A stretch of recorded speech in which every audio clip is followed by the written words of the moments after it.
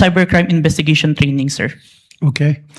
Are you familiar with Facebook, or do you have SOCMED accounts that would make you a little bit knowledgeable when it comes to SOCMED?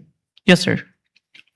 What is your account? What is your social media account? If I have any? an account in Facebook, in Instagram, Okay. in X. X. So that means pretty much you're a little bit familiar with Facebook, right? Yes, Your Honor. Okay. There were concerns, Mr. Witness, whether the videos presented yesterday are AI generated or authentic. So are you experienced enough analyzing whether a video is AI generated or authentic? Yes, Your Honor. What makes you say that? Based on my experience, Your Honor, and the video itself, it's a 2 hours long. Normally, an AI-generated video will only last a short second, sir. So the video that was presented yesterday, where we saw the VP was saying something or talking to that effect. Did you do something, or what kind of system did you observe or follow to ensure whether that video was AI generated or authentic? Based on personal observation, sir. Personal observation. Yes, Your Honor. Okay, a few more questions. Therefore, will you be able to say that the video presented yesterday were AI generated or authentic?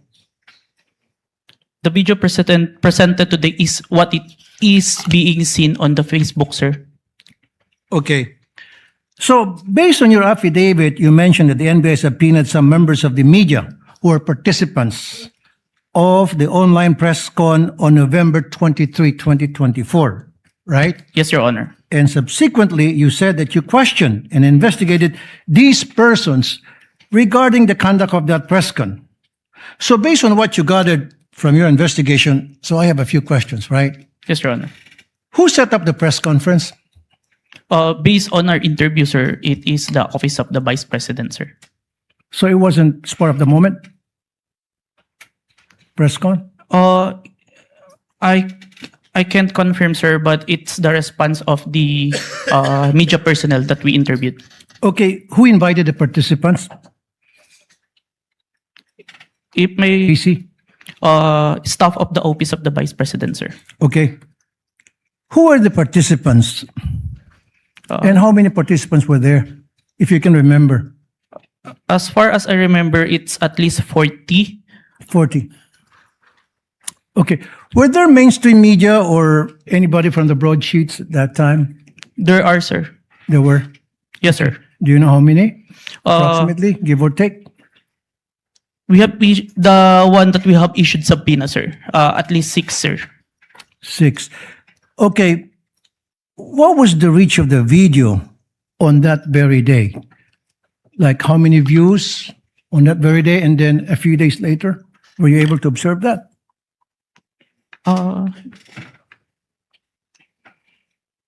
I can't remember, sir. You can't remember. Okay.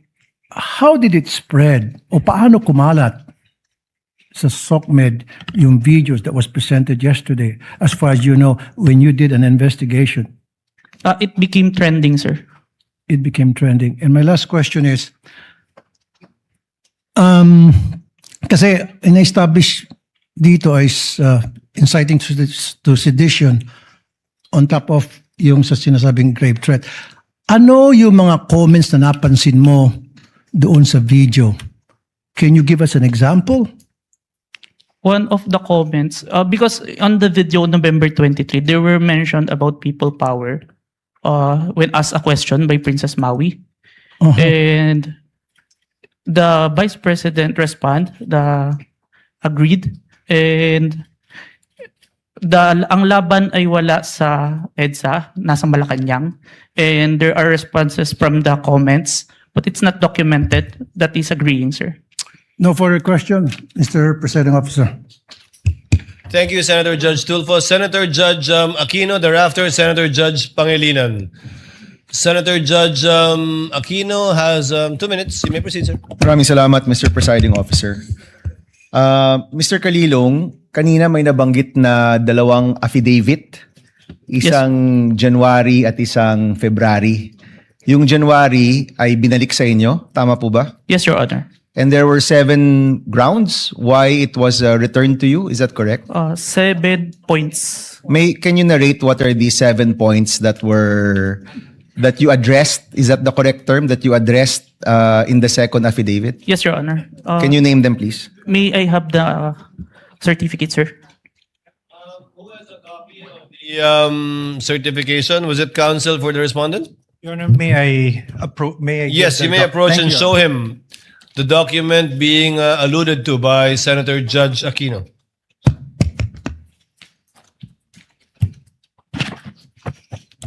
Note 1. There is no affidavit of the person who recorded the video entitled BP November 23 Press Con at Batasan through Open Broadcast Super Studio and in turn stored in the DVD.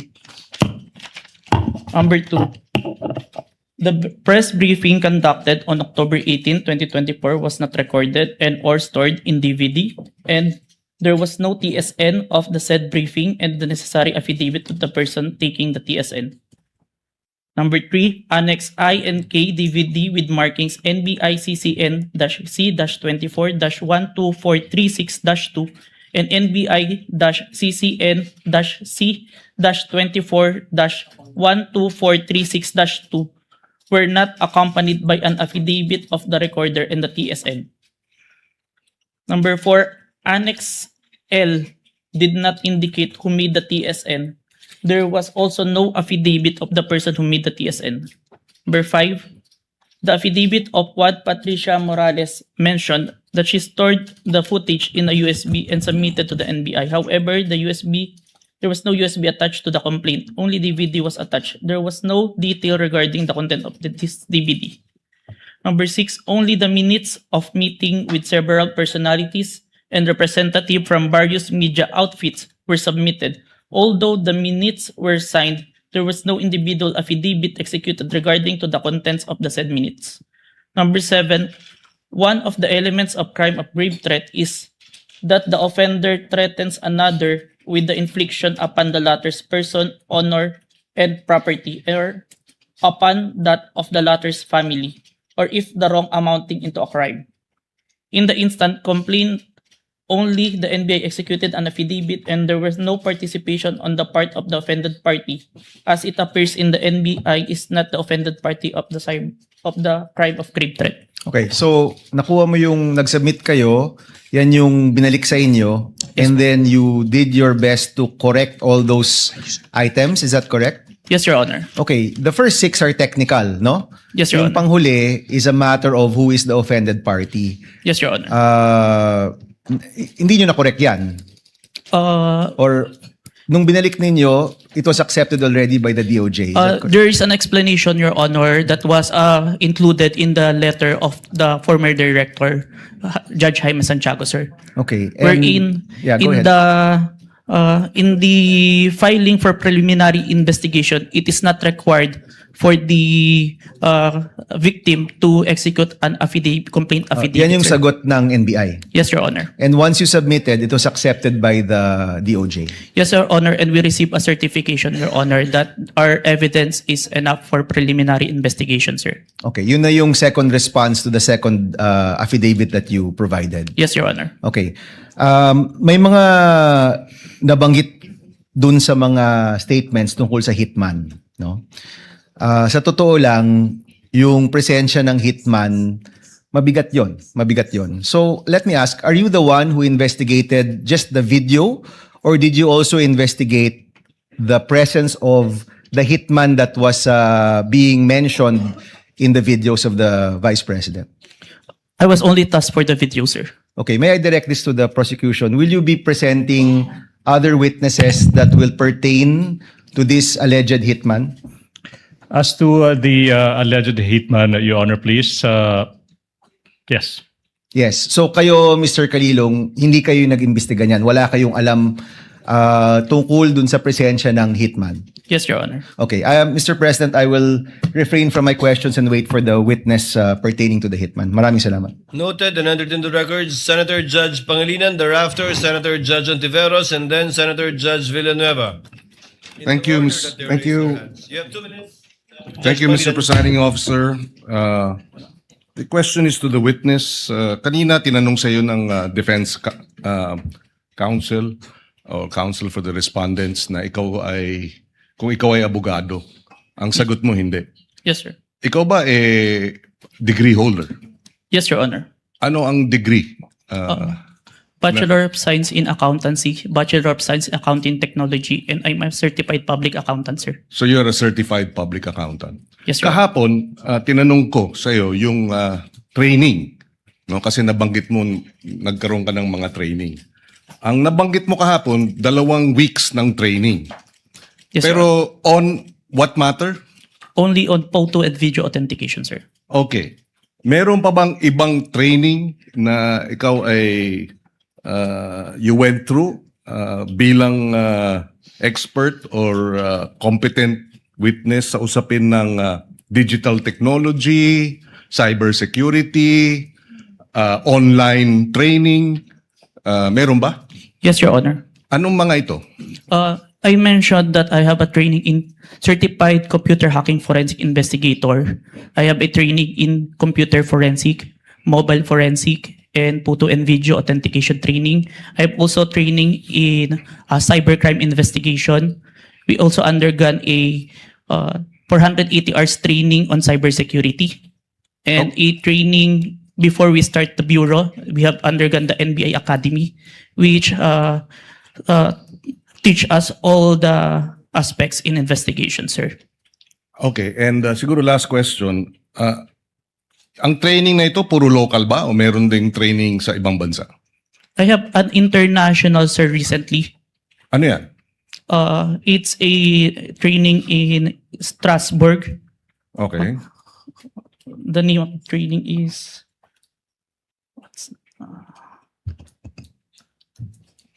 Saang lugar na lang, Mr. Witness? Strasbourg, Germany? France? Strasbourg, France, sir. Oh. It's a 5 days training, sir. And meron pang ibang international seminars na inattendan mo? International, sir, but it is conducted locally, the Interpol, sir. Interpol. Yes, Your Honor. Okay. I have no further questions. Thank you, Senator Judge Salamat. Pangilinan. Senator Judge Ontiveros is recognized. You may proceed, ma'am, and you have 2 minutes. Salamat po, Mr. Presiding Officer. Para sa Counsel for the Defense, Mr. Presiding Officer, just for clarity, ano pong relevance nung video na ipinakita ni Attorney Zuleika Lopez? Sinasabi po ba ng depensa na yung mga alleged threats o alleged incitements ni VP Duterte ay prompted nung detention ni Attorney Lopez? Yes, Your Honor. There was a systematic oppression made by the House of Representatives dating back from their even before their mini trial, Your Honor. The committee headed by Representative Joel Chua began investigating the Vice President and her people, even when Attorney Zuleika Lopez was being interviewed by the House Committee of Quadcom Committee, Your Honor. Even if she was answering the questions faithfully and to the best of her ability, she was cited in contempt, detained. Her lawyer was not allowed. Her lawyer was not allowed to be with her when they were trying to detain her in the Women's Correctional Facility, Your Honor. So, Mr. Presiding Officer, Counsel for the Defense, position po ba ng depensa na pwedeng palampasin ng alleged grave threats kung may masasabing lehitimong dahilan para magbanta? Your Honor, that is not the point. No. Mr. Presiding Officer, I am making a point through my question and I am asking the good counsel for the defense dahil sinabi nila there was a systematic oppression that yes, yan po ang nag-prompt nung alleged grave threats and alleged incitements ng Vice President na prompt po ng detention ni Attorney Lopez na kanyang inilarawan sa ipinakitang video kanina. Kaya itinatanong ko kung yan ba ang posisyon ng depensa na pwedeng okay lang or pwedeng tanggapin ang grave threats kung may masasabing lehitimong dahilan para magbanta. Yes, Your Honor. Before counsel Yes, for Mr. Presiding responded answers, although he already answered in the affirmative, No, Your Honor. I was just referring to before. would like to remind the senator judges to be cautious in making counsels for either party make conclusions of law and fact instead of presenting evidence through a witness they will present or through direct, cross, redirect, or recross. Because if he answers Senator Judge Ontiveros, that would effectively place on record a conclusion of fact and law, not drawn from a witness, which they can very well do so during their closing remarks. And when I allow him to speak by way of repartee to the peroration yesterday and discussion yesterday by counsel for the prosecution. But other than that, as agreed with some of the senator judges, we would try to limit the answers of the counsels for the parties. With your indulgence, Senator Judge Ontiveros, please. I submit, Mr. Presiding Thank you, Officer, may I just in closing make of record that I also appreciated and also submitted to the ruling of the presiding officer yesterday because I appreciated that it partook of the history of impeachment proceedings in this court. Pinag-aralan ko rin po ng maigi ang mga nakaraang mga impeachment trials at di hamak na pati noon naging liberal ang pagpapahintulot nila sa mga katanungan ng mga senator judges para lang mas maliwanagan ang iba't ibang punto. So I again thank the good presiding officer and again reiterate my submission to his ruling and thank the good counsel for the defense for his response. We thank Senator Ontiveros for her indulgence and understanding. Senator Villanueva. And thereafter, Senate President Gatchalian. You may proceed, sir. You have 2 minutes. Thank you, Mr. President, Mr. Presiding Officer.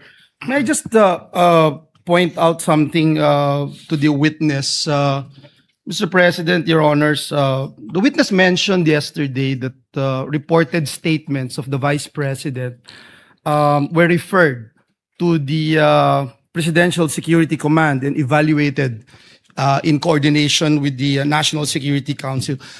Just to assist the court in evaluating the relevance and weight of the government security response in determining whether the respondent's conduct constitutes an impeachable offense.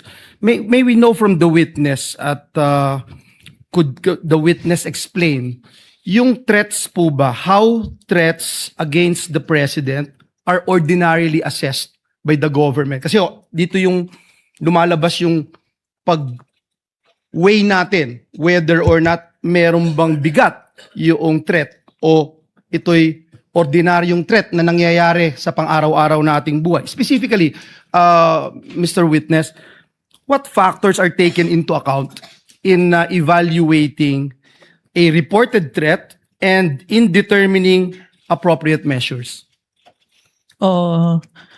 I can't answer on the part of the NSC or TNO because I'm not part of the institution. In your in your capacity as an In my agent? capacity, Yes. one of the consideration if it's a active threat, if it's the one giving the threat is capable of doing so. Meaning If someone high-ranking officials, and if you say an hierarchy can official, have a capability or power over to implement those such threat, it is considered, sir. example, a mayor, perhaps? Would you say a high-ranking official? A congressman? Not- Or yung basihan po ng kanyang threat. Kunyari, ang threat ko, dadalhin kita doon sa buwan. Wala naman akong space shuttle. So, wala din pong bearing yon. Is that the correct assumption? Not only, sir, but also how it was delivered, sir. Like what was mentioned in the that I mentioned previously, it was mentioned that no joke, no joke. It's a serious So that is the one of the considerations, that's sir. the consideration. Thank you very much. And lastly, Mr. Witness, you made mention na submit mo sa DOJ nung January 30. Is it the same affidavit that you submitted to the HOR? The one that submitted to the HOR is the affidavit dated February, sir. So that's the latest. Yes, sir. The one that complied with the requirements of the DOJ, sir. Thank you very much for that clarification. Thank you, Mr. President. Thank you, Senator Villanueva. Before I recognize Senate President Gatchalian and thereafter Senator Erwin Tulfo, may I remind Attorney Narvasa that your 5 minutes, you will be given your 5 minutes after the questions of the senator judges and before we recognize the counsel for the prosecutor for his redirect. Senate Honor- President Gatchalian is recognized. Thank you, You may Honor. proceed, sir. You have 2 minutes. Thank you, Mr. May I be Presiding clarified? Officer. I believe that we would do it after recross. So You it's- want, I heard cross. Sorry, After Your we Honor. cross. Yes, Your Honor. Thank you, Your Honor. Better for us. Yes, Your Honor. Thank you, Mr. Presiding Officer. I just have a few questions, clarificatory questions. Narinig ko ho kanina ginong testigo na nasabi niyo may 40 media personalities doon sa press con. Tama po ba? Yes, Your Honor. Pero ang inyong inimbitahan, 6 lang. Yes, Your Honor. Bakit 6 lang? The 40, we see the number of participants, but the number of person who asked the Vice President during that time, it's limited. And we consider who we sure that is present during that time, Your Honor. Meron bang kayong criteria kung paano pipiliin itong mga media personalities or kung sino lang ang nagtanong? Kasi kahit hindi ka naman magtatanong, nandoon ka naman, naririnig mo yung mga diskusyon, meron ba kayong mga criteria kung paano pumipili ng media personalities? Yung sure po namin na present during that time, kasi kapag hindi po kasi kayo nagtanong, hindi po magpa-pop up yung mukha nyo tsaka yung pangalan nyo. Okay. At itong mga 6 na sinupinan ninyo, ano yung kanyang common statement na ibinigay? Kinonfirm po nila na present sila during the November 23, 2024 press conference, and yung utterance po ni Vice President narinig po nila. Okay, I believe ilan dito sa mga personalities ay ipapatawag rin. So tatalon ako sa ibang topic. Nakita ko kanina itong tungkol sa MaxCore Interventures at nakita ko kanina pinakita yung Articles of Incorporation. Mukha siyang supplier ng equipment. Ngayon, nasabi rin na doon ka nag-training for 2 weeks. Sino nagbayad ng training? Sir, the training is included in the procurement of digital forensic tools. In the procurement document, it ni-require po si MaxCore na mag-provide po ng training included in the equipment, sir. Nung paggamit ng equipment. Tsaka yung yung process po ng digital forensic as a whole. Yung kanya lang pag sila ba ay 'di ba sa mga IT, let's say Oracle, alam natin kilala yan pagdating sa IT. Si MaxCore ba ay kilala pagdating sa digital forensic training? Kasi pag nakita ko kanina talagang supplier sila, but are they a well-known or internationally renowned training organization? It's not the MaxCore itself, but it's the trainer that they provide, sir, that is capable in training us, sir. Itong trainer na ito, certified siya in this type of technology? Yes, sir. The trainer has a lot of certifications in relation to digital forensics, sir. Can you name a few certification na meron itong trainer na ito? I can't remember, Let's sir. say Oracle or let's say Microsoft, 'di ba? May mga ganyan No, yan. sir. CompTIA, sir. CompTIA training. I believe he also have a certified ethical hacking certification and a lot more, sir. When it was presented to us, sir. All right. So itong mga trainers nito ay certified trainers na pwedeng mag-train sa iyo at magiging certified ka rin. Yes, sir. Initial na akong certificate, sir. Lastly, Mr. Presiding Officer, after training, nakakuha ka ba ng certification na katulad sa kanila? No, sir, but that certification that I was trained by them, sir. Pero ikaw mismo, are you certified I have- to do forensic examinations for your